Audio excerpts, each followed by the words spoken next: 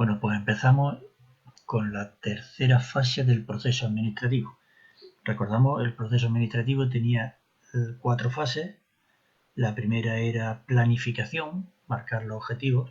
La segunda era organización. Hemos terminado de ver lo que era organizar la empresa, que era dividirla y coordinarla posteriormente. Es decir, dividir las tareas y después coordinarlas en puestos de trabajo y en agrupaciones, en realización de grupos de tareas en la empresa y a través de las normas también. Y pasamos a la tercera fase, que es la gestión. Las dos primeras son fases que no suponen una ejecución, y aquí empezamos ya a ejecutar. Son fases prácticas. La función de gestión. ¿En qué consiste gestionar una empresa?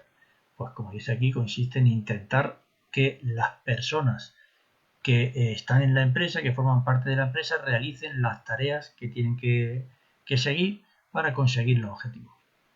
En definitiva, hacer que todo se haga según lo hemos planificado.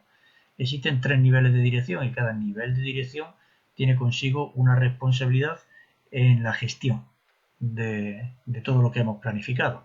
Decíamos que la alta dirección, bueno, los 3 niveles de dirección son alta dirección, nivel intermedio y nivel de gestión o nivel más bajo de la dirección, los directivos de nivel inferior.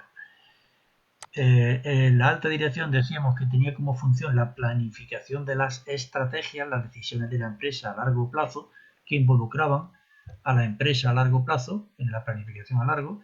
Bueno, pues deben de encargarse de la gestión y el control de esa planificación a largo, de que efectivamente eso se está siguiendo. Esas decisiones, hemos dicho que son las que afectan a toda la empresa y ellos son los responsables de que los objetivos que se han marcado se cumplan.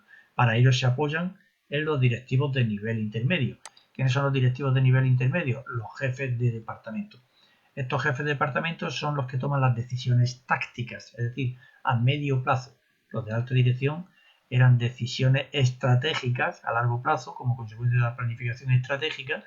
Las decisiones tácticas, las que ponen en ejecución los planes tácticos, es decir, los planes a medio plazo, son los directivos de nivel intermedio. Esos planes a medio plazo y esas ejecuciones tácticas van en consonancia con el largo plazo. Los objetivos a largo plazo ayudan a coordinar porque marcan también la trayectoria que ha de seguir la empresa. En ello se apoyan los directivos de nivel inferior. Esto lo que hacen, por tanto, es ejecutar ese plan que viene aquí a través de una planificación también, pero ya a medio plazo, que lo que hace es concretar la de largo plazo y tomando decisiones más concretas. Decimos, realizan planes más concretos, planes que llevan consigo decisiones más concretas ya a medio plazo. Y por último, quien las ejecuta finalmente son los directivos de nivel inferior.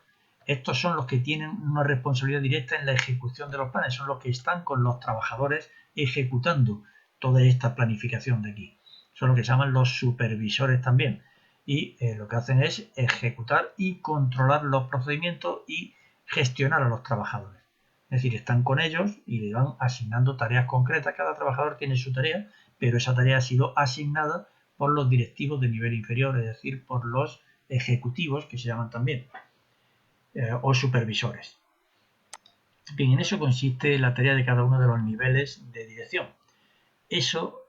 Esta ejecución de las tareas debe de realizarse siempre o supone el ejercicio de un liderazgo en la empresa, entendiendo por liderazgo esa capacidad que tiene una persona de influir, inducir, animar y motivar a otros de nivel inferior. Si estamos hablando de la alta dirección, pues a los de nivel intermedio, nivel de gestión y a los trabajadores. Estamos hablando de nivel intermedio, pues estos trabajan fundamentalmente con los directivos de nivel inferior, pues eso mismo, pero con los directivos de nivel inferior y los directivos de nivel de gestión con sus trabajadores.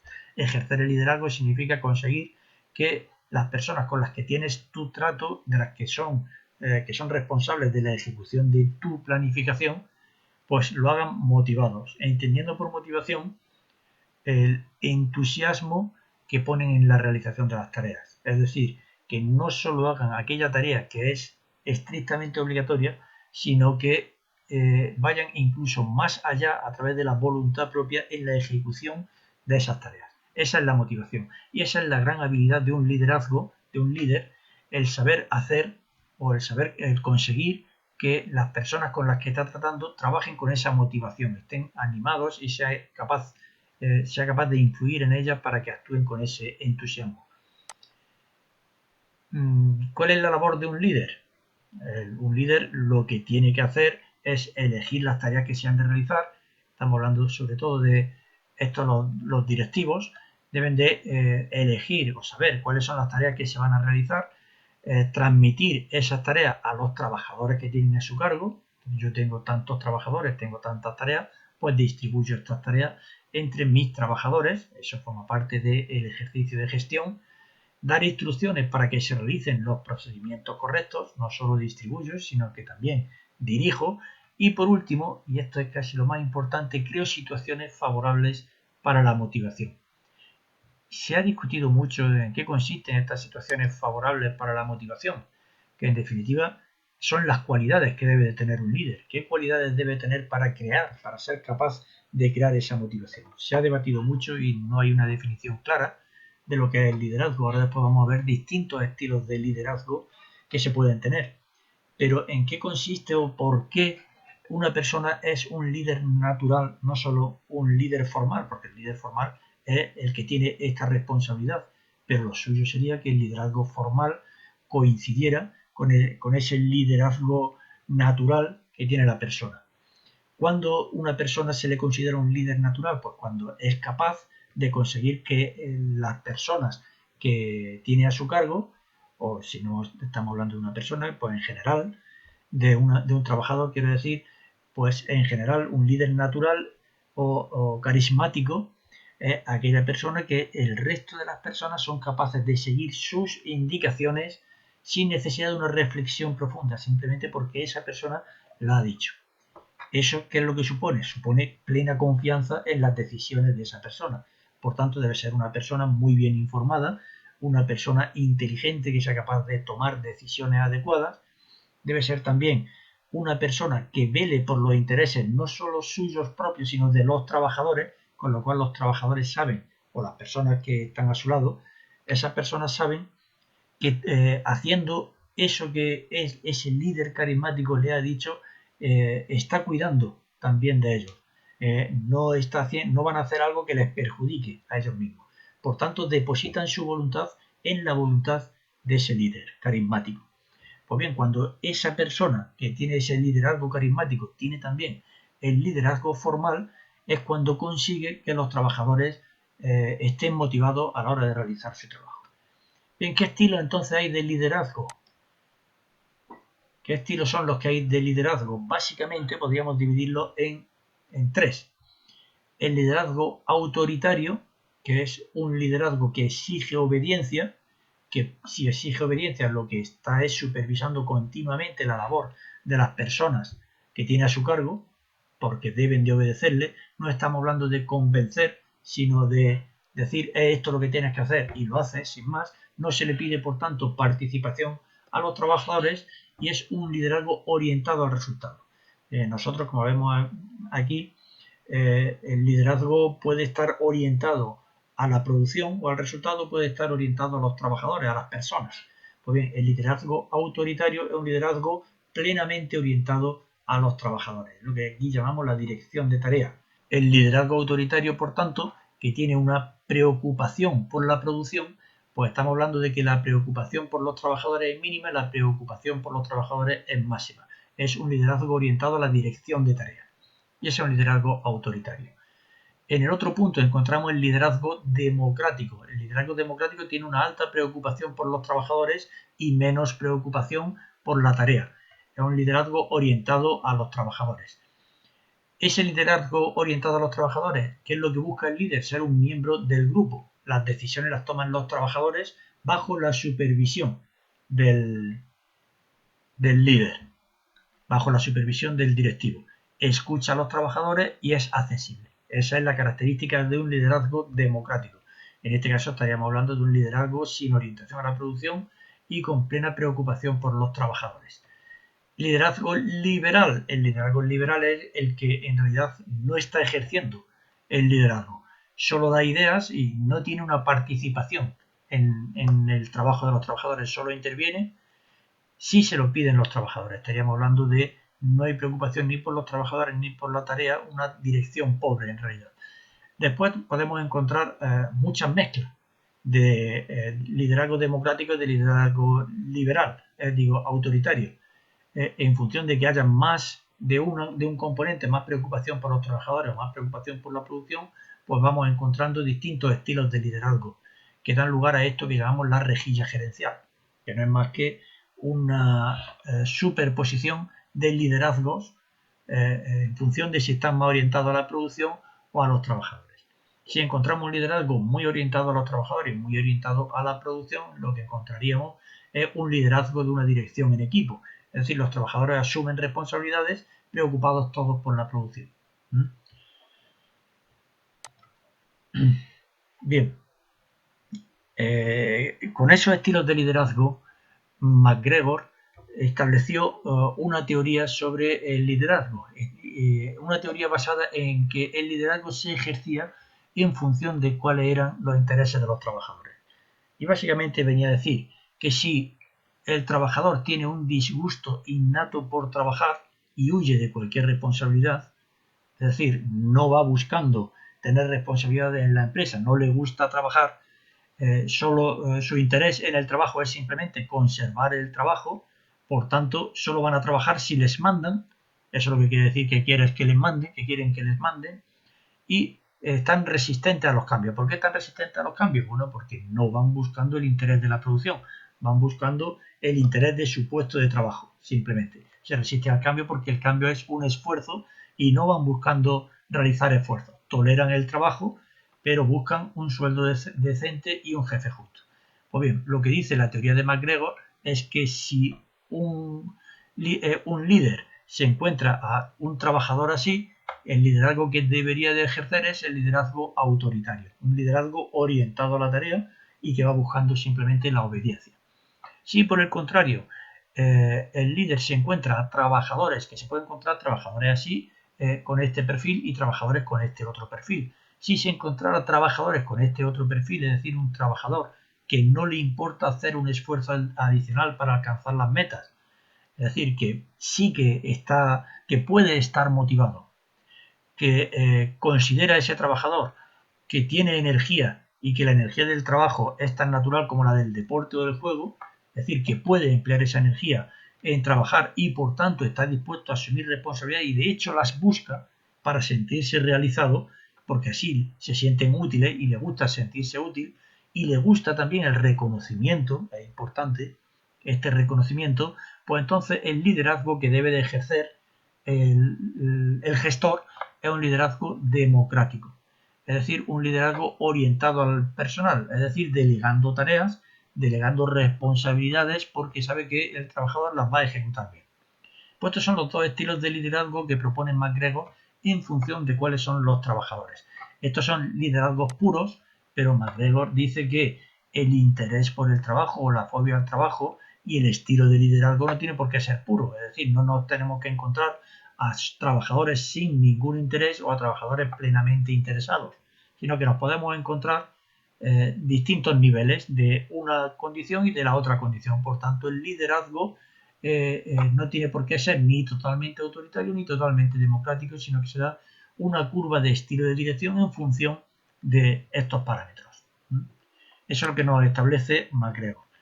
Posteriormente, en la actualidad, está apareciendo otra teoría basada en la empresa japonesa, que es la teoría Z de Ouchi.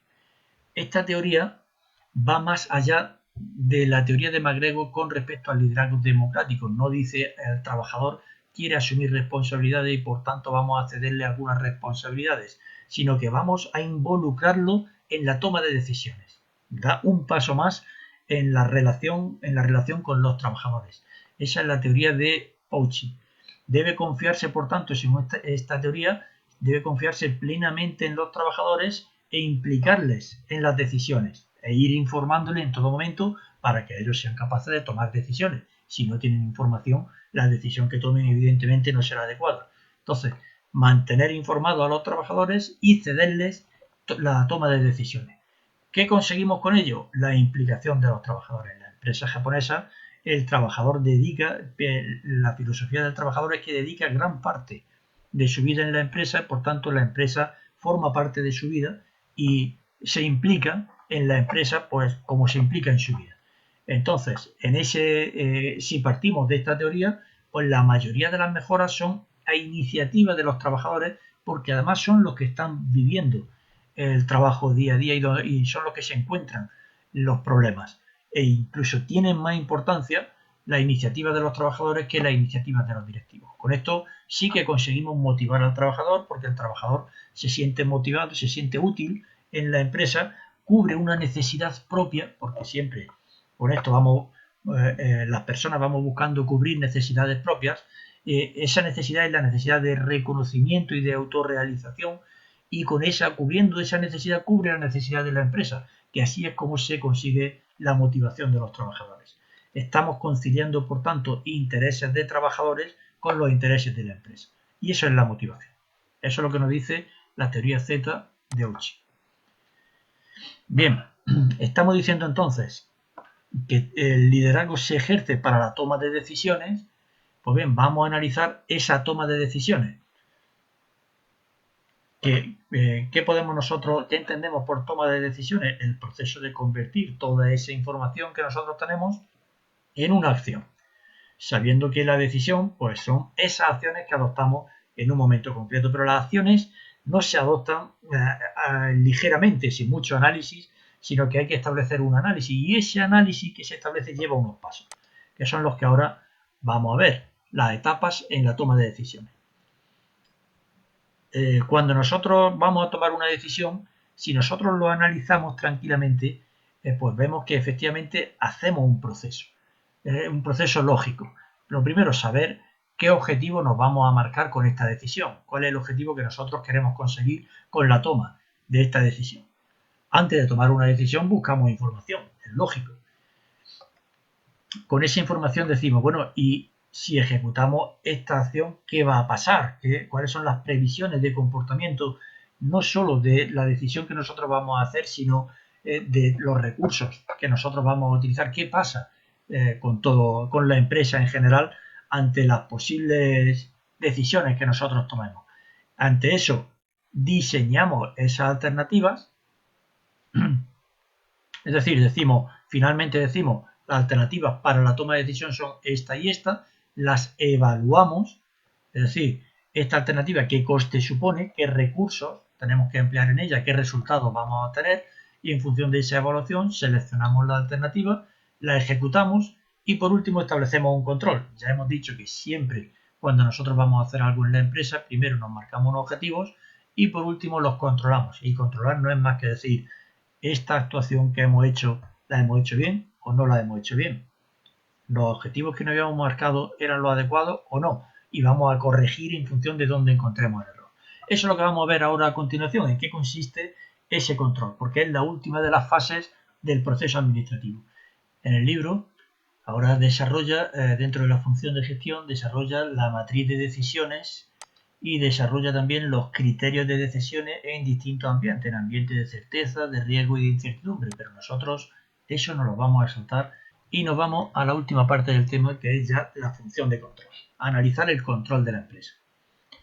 Como vemos aquí, ¿en qué entendemos nosotros por controlar? Verificar todo lo que habíamos previsto. La previsión son los planes. Al hacer la planificación, pues vamos a verificar esa planificación con respecto a lo que nosotros hemos hecho, tanto los objetivos generales como los objetivos de nivel inferior, los subobjetivos. ¿En qué etapas? Primero, definir estándares. Cuando decimos definir estándares, lo que estamos diciendo es qué es lo que vamos a medir. Si lo que queremos es buscar el crecimiento de la empresa, por ejemplo, aunque los objetivos deben de ser siempre medibles, es decir, cuando marcamos los objetivos ya estamos estableciendo prácticamente qué es lo que vamos a medir. Si lo que queremos conseguir como objetivo es el crecimiento de la empresa, pues vamos a establecer estándares de crecimiento. Queremos llegar hasta tal nivel de volumen de empresa, de ventas o volumen de producción. Vamos a medir lo que nosotros hemos hecho. Pero lo primero es siempre definir los estándares. Después medir las actividades. Bueno, cuando hablamos de definir los estándares no solo estamos diciendo esto, sino ahora vamos a conseguir o vamos a estimar que lo hemos conseguido si alcanzamos un 80% del estándar del objetivo que no habíamos previsto. Eso es también definir estándares. Hasta dónde queremos llegar y qué límite de aproximación admitimos. Vamos a medir las actividades en la segunda fase y en tercer lugar comparamos esas actividades con el estándar que nos habíamos marcado y si hay desviaciones pues vamos a corregir las desviaciones. Muchas veces el error está simplemente en quedarnos en definir los estándares y medir las desviaciones, es decir, no lo hemos conseguido y no tomar iniciativas con respecto a esos errores que ha habido. Pues bien, esas iniciativas pueden ir en el sentido de ha fallado la organización, se trata de buscar cuál es el error para corregirlo.